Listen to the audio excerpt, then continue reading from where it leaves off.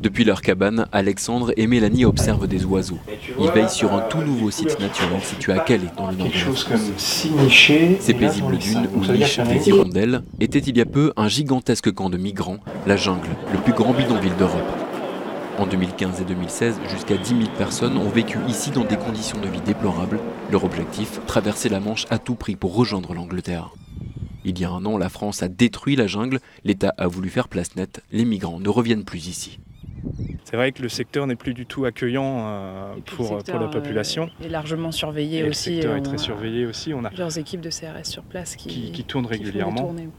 Pourtant, les candidats à l'exil ne sont pas loin. Plusieurs centaines de réfugiés errent dans la région, comme Aman. Ils racontent que les forces de l'ordre harcèlent les migrants en détruisant systématiquement toute tentative d'installation.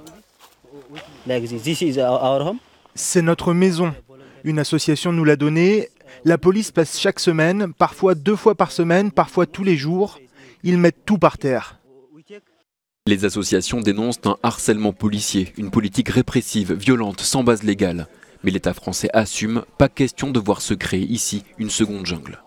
Les choses sont claires et notre feuille de route est précise.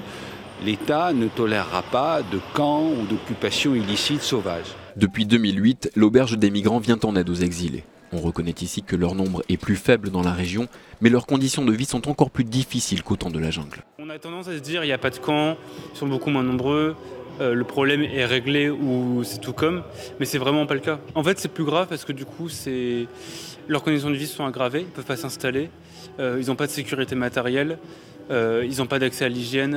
1 an et demi après la destruction de la jungle, la question des migrants est loin d'être réglée dans le nord de la France, elle est simplement moins visible.